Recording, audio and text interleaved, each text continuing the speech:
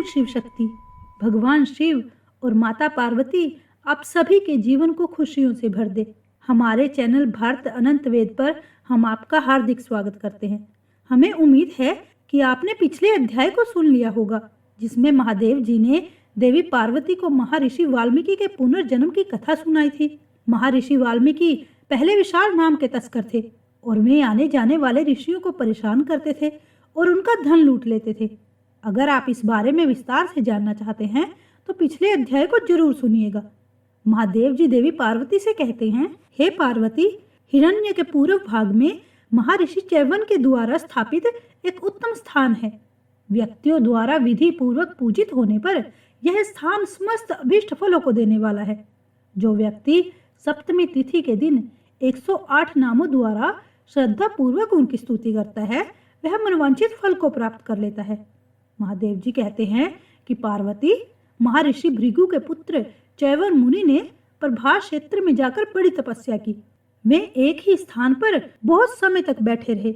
उनके शरीर पर मिट्टी जम गई और उसके ऊपर हरी भरी बेलें फैल गई। इस प्रकार च्यवन मुनि मिट्टी की मूर्ति की तरह वहां स्थित होकर तपस्या में लीन हो गए। इसके बाद किसी समय एक राजा अपने तीर्थ यात्रा के लिए श्री सोमनाथ जी के दर्शन करने के लिए पाप नाशक प्रभास क्षेत्र में आए। राजा की सुकन्या नाम की कन्या थी, जो सखियों के साथ वन में घूमने लगी। घूमते घूमते वह च्यवन मुनि की बांबी के पास पहुंच गई। वहां उसने चमकते हुए नेत्रों को देखा और कौतूहलवश सोचा कि यह क्या है। फिर उसने एक कांटे से उन नेत्रों को छेद दिया।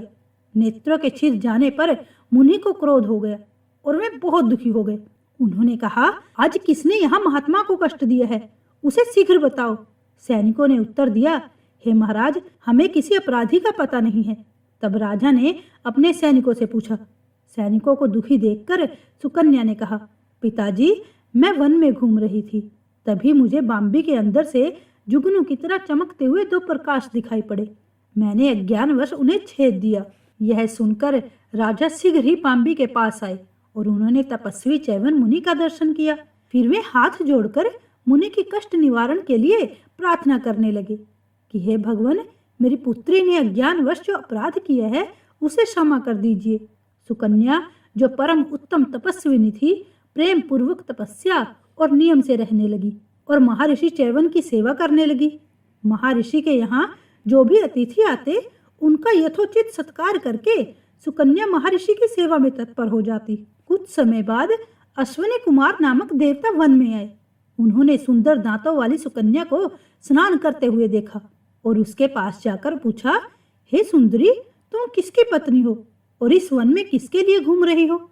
सुकन्या ने उत्तर दिया, आप लोग मुझे राजा सत्यवती की पुत्री और महर्षि च्यवन की पत्नी समझिए। अश्विनी कुमार तब हंसते हुए बोल पड़े, तुम्हारे पिता ने जानबूझकर वृद्ध महर्षि के साथ तुम्हारा विवाह कैसे कर दिया? च्यवन जी तुम्हारे पालन पोषण और रक्षा करने में असमर्थ हैं। वे तो वृद्ध हो गए हैं और उनका शरीर भी दुर्बल हो गया है, इसलिए तुम उन्हें छोड़कर हम दोनों में से किसी एक को अपना पति बना लो। उनकी बात सुनकर सुकन्या बोल पड़ी कि देवताओं, मैं अपने पति देव च्यवन में पूर्णता अनुरुक्त हूँ। मेरे विषय में आप लोग कोई भी ऐसी आशंका मत कीजिए। तब अश्विनी कुमार कहने लगे कि देवी, हम दोनों वेद हैं और तुम्हारे पति को रूप और यौवन से संपन्न कर देंगे। उसके बाद तुम हम तीनों में से किसी एक को अपना पति चुन लेना। उनकी बात सुनकर सुकन्या च्यवन मुनि के पास गई और अश्विनी कुमारों ने जो कुछ भी कहा था वैसे ही सुना दिया। उसकी बात सुनकर च्यवन मुनि बोले, अश्विनी कुमारों की बात का आधार करो। मुनि की आज्ञा पाकर सुकन्या ने अश्विनी कुमारों से कहा कि आप दोनों ने मेरे पति को तरुण बनाने के लिए जो कुछ भी कहा है, अब उसे शीघ्र पूरा कर दीजिए। तब वे बोले कि तुम्हारे पति तालाब में प्रवेश करें। तब च्यवन मुनि ने दिव्य रूप की इच्छा से शीघ्र तालाब में प्रवेश कर लिया। इसके बाद अश्विनी कुमार भी जल के भीतर प्रवेश कर गए। थोड़ी देर बाद वे तीनों सरोवर से बाहर आए। उनके रूप और वेश दिव्य थे। तीनों ही तरुण और दिव्य कुंडलों से विभूषित थे। वे सब एक जगह पर इकट्ठा होकर बोले, सुकन्या, हम में से किसी एक को चुनो। सुकन्या ने सभी को एक समान रूप वाला देखकर अपने मन और बुद्धि से निश्चय करके अपने पति च्यवन मुनि को पहचान लिया और उन्हें ही चुना। अपनी पत्नी को देखकर तेजस्वी महर्षि च्यवन अश्विनी कुमारों से बोल पड़े, आप दोनों ने कृपया करके मुझे दिव्य रूप तथा तरुण अवस्था से संयुक्त किया और मुझे अपनी पत्नी की कृपा प्राप्त हुई है, इसलिए मैं आप दोनों को यज्ञ भाग का अधिकारी बनाऊंगा। मुनि की यह बात सुनकर अश्विनी कुमार प्रसन्नता पूर्वक वहां से चले गए। इसके बाद राजा शर्यती ने जब ये सुना कि महर्षि च्यवन को नई अवस्था प्राप्त हुई है, तब वे बहुत प्रसन्न हुए और अपनी पत्नी के साथ उनके आश्रम पर गए।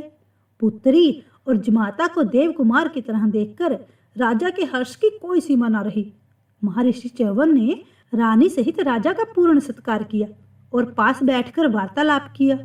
बातचीत में ही उन्होंने राजा से कहा कि हे राजन, मैं आपसे यज्ञ कराऊंगा, आप सभी सामग्री एकत्र कीजिए। राजा इस प्रस्ताव से बड़े प्रसन्न हुए। फिर उन्होंने शुभ मुहूर्त में यज्ञ मंडप निर्माण कराया। उस मंडप में महर्षि च्यवन ने राजा से यज्ञ आरंभ करवाया और उसमें अश्विनी कुमारों के लिए सोमरस का भाग ग्रहण किया। तब इंद्र ने उन्हें ऐसा करने से रोक लिया और कहा कि अश्विनी कुमार सोमरस के अधिकारी नहीं हैं, यह मेरा निश्चित मत है। वे दोनों देवताओं के वैद्य हैं, इसलिए निंदित माने गए हैं। च्यवन मुनि ने कहा कि हे देवराज, आप अश्विनी कुमारों को भी देवताओं की ही कोटि में समझिए। ये दोनों महात्मा रूप, संपदा से संपन्न और तेजस्वी हैं। इन्होंने ही इस समय मुझे अजर बनाया है। तब देवराज बोले कि ये दोनों वेद हैं और इच्छा अनुसार रूप धारण करके मृत्यु लोक में विचरण करते रहते हैं, इसलिए देवताओं की श्रेणी में बैठकर सोमरस के अधिकारी कैसे हो सकते हैं। इंद्र के ऐसा कहने पर च्यवन मुनि ने अश्विनी कुमारों के लिए सोमरस का भाग ग्रहण कर लिया। यह देखकर इंद्र कहने लगे कि अगर तुम मेरी आज्ञा का पालन नहीं करोगे और इन वैद्यों के लिए सोमरस का भाग ग्रहण करोगे तो मैं तुम्हारे ऊपर भयंकर वज्र का प्रहार कर दूंगा। इसके बाद च्यवन मुनि ने मंत्र पढ़कर अग्नि में आहुति डाली। मुनि के तपोबल से उस समय महापराक्रमी महाकाल उत्पन्न हुए और क्रोध में भरकर भयंकर सिंहनाद से संपूर्ण लोकों को गुंजाते हुए देवराज इंद्र की ओर दौड़े। महाकाल को आते देखकर इंद्र भय से पीड़ित हो गया और मुनिवर च्यवन को प्रणाम करके बोला, हे प्रभु, आज से दोनों अश्विनी कुमार सोमरस के अधिकारी होंगे। मुझ पर आप अकारण क्रोधित न हो। जिस प्रकार आपने इन अश्विनी कुमारों को सोमरस का अधिकारी बनाया है, उसी प्रकार मेरी रक्षा के लिए भी अपने बालवीर को प्रकट कीजिए। आज की घटना से सुकन्या के पिता राजा श्रेयाती की कीर्ति संसार में अमर हो जाएगी। हे प्रभु, आप मुझ पर कृपा कीजिए। इंद्र के इस प्रकार प्रार्थना करने पर मुनिवर च्यवन का क्रोध शांत हो गया। इंद्र उनकी आज्ञा लेकर फिर शीघ्र ही वहां से चले गए। च्यवन मुनि ने इंद्र की पूजा करके अश्विनी कुमारों सहित सभी देवताओं का पूजन किया तथा राजा का यज्ञ पूर्ण करके सुकन्या सहित इस वन में विहार करने लगे। उनके द्वारा स्थापित च्यवनेश्वर लिंग महापातकों का नाश करने वाला है। जो विधि पूर्वक च्यवनेश्वर की पूजा करता है वह अश्वमेघ यज्ञ का फल प्राप्त करता है। यहाँ अश्विनी मास की पूर्णिमा को विधि पूर्वक श्राद्ध करें और ब्राह्मण को भोजन कराएं। ऐसा करने से कोटि तीर्थों के सेवन का फल प्राप्त हो जाता है। महादेव जी कहते हैं कि हे पार्वती, जहाँ च्यवन मुनि के साथ अश्विनी कुमारों ने स्नान किया था वह जलाशय सुकन्या सरोवर के नाम से विख्यात है। जो नारी तृतीया को इस सरोवर में स्नान करती है उसकी गृहस्थी 7000 पीढ़ियों तक कभी नष्ट नहीं होती और उसका पुत्र अंधा नहीं होता। इसके बाद नया कुंती नदी के तट पर जाकर परम उत्तम घोषपद तीर्थ में श्राद्ध करें। उसके बाद भगवान वराह का दर्शन करके नए ग्रह की यात्रा करें। फिर मंत्र सिद्ध की पूजा करके सागर संगम में स्नान करें। फिर नया कुंती के तट पर जाकर मुनिवर अगस्त्य जी के सुधाहर नामक दिव्य आश्रम पर जाएं। वह समस्त पापों का नाश करने वाला है। उसके पश्चिम भाग में थोड़ी ही दूर पर गंगा जी के द्वारा स्थापित गंगेश्वर लिंग है। अगस्त्य जी के आश्रम में गंगेश्वर का दर्शन करके स्नान, दान और जप आदि करने से व्यक्ति सभी पापों से मुक्त हो जाता है। उस आश्रम से थोड़ी दूर उत्तर दिशा में सूर्य देव ने बाल्यावस्था में तपस्या की है। इससे उनका नाम बाल्यादित्य हुआ है। रविवार को उनका दर्शन करने से मनुष्य कोढ़ से मुक्त हो जाता है और बालकों को रोग व्याधि नहीं सताते। वहां से दक्षिण में 2 कोस की दूरी पर सभी पापों का नाश करने वाली पातालगामिनी गंगा है, जिन्हें विश्वामित्र जी ने स्नान करने के लिए बुलाया था। उसमें स्नान करके व्यक्ति सभी पापों से मुक्त हो जाता है। वहाँ गंगेश्वर, विश्वामित्रेश्वर तथा बालेश्वर का दर्शन करने से व्यक्ति को संपूर्ण इच्छित फलों की प्राप्ति होती है।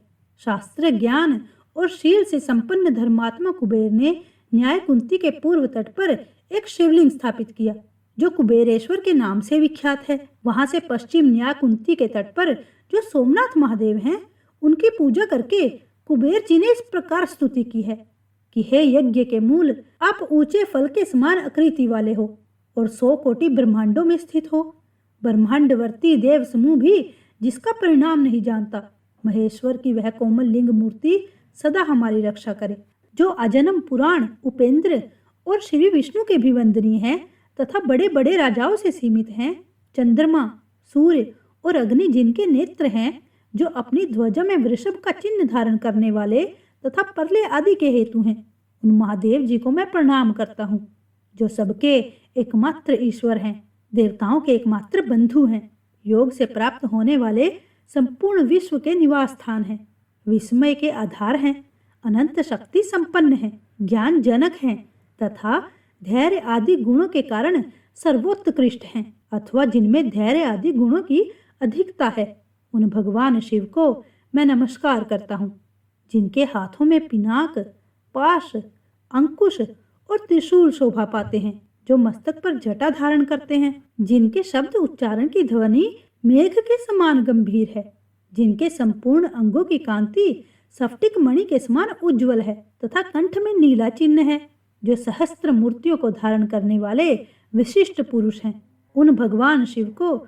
मैं प्रणाम करता हूँ, जिन्हें संत पुरुष अक्षर, निर्गुण, प्रेम, ज्योतिर्मय, एक, दुरंगम अर्थात दुर्गण करने योग्य, अनन्य, सबके हृदय में अंतर्यामी रूप से विराजमान तथा परम पवित्र मानते हैं, उन भगवान शंकर को मैं नमस्कार करता हूँ, जिनका स्वरूप तेज पुंज के समान है, जिनके मस्तक पर बाल चंद्रमा शोभा पाते हैं और जो काल के भी काल हैं, मनवांछित फलों के दाता हैं, आसक्त रहित धर्म स्थान पर स्थित हैं तथा पर और अपर दोनों प्रकृतियों में विराजमान हैं, उन भगवान रुद्र को मैं प्रणाम करता हूँ, जो इंद्रियों के स्वामी, विश्व के पालक, शत्रु विजय, तीनों गुणों से परे, अजन्म निराहार, तपस्वी, वेदों में प्रजापालक तथा नाम वाले इंद्र रूप हैं, उन महेश्वर को मैं नमस्कार करता हूँ, जो भूत और भविष्य के ज्ञाता हैं, महेश्वर हैं, मुनि जिनका सदा ध्यान करते रहते हैं, जो संसार बंधन को काटने वाले तथा नित्य मुक्त स्वरूप हैं, उन महादेव जी को मैं बारंबार नमस्कार करता हूँ, जिन उग्र मूर्ति भगवान शिव की आराधना करके अगस्त्य जी ने समुद्र को पी लिया था तथा राजा दिलीप ने संपूर्ण मनोरथ प्राप्त कर लिया, उन विश्वव्यापी भगवान शंकर की मैं शरण लेता हूँ। देवेंद्र, हे शंभु, मुझ अनाथ का उद्धार कीजिए, आप कृपालु और करुणामय हैं। उमेश, दुख सागर में डूबे हुए हम सबका कल्याण करने वाले हैं, मेरा भी आप कल्याण कीजिए। जिनकी पूजा करके ब्रह्मा और इंद्र आदि देवता स्वर्ग में इच्छा अनुसार विहार करते हैं, उन वंदनीय शिव जी की शरण में आकर मैं उनकी स्तुति, गुणगान, नाम जाप और वंदना करता हूँ। इस प्रकार स्तुति करके जब कुबेर जी मौन हुए, तब भगवान शिव ने उन्हें अपने मित्र का पद, दिक्पाल का पद और देवताओं के धन अध्यक्ष का पद प्रदान किया और कहा कि यह स्थान तुम्हारे ही नाम पर अब कुबेर नगर कहलाएगा। तुमने इस स्थान से पश्चिम में जो शिवलिंग स्थापित किया है, उसका जो पुरुष श्री पंचमी के दिन विधि पूर्वक पूजन करेगा, उसके यहाँ 7 पीढ़ियों तक लक्ष्मी जी बराबर बनी रहेंगी। जय भोलेनाथ। आज का सावन मास महात्म्य यहीं पे संपूर्ण होता है। सावन मास के इस महत्वपूर्ण अध्याय के बाद के वृत्तांत को सुनने के लिए कृपया अगले अध्याय की प्रतीक्षा जरूर करें। ओम शिव शक्ति।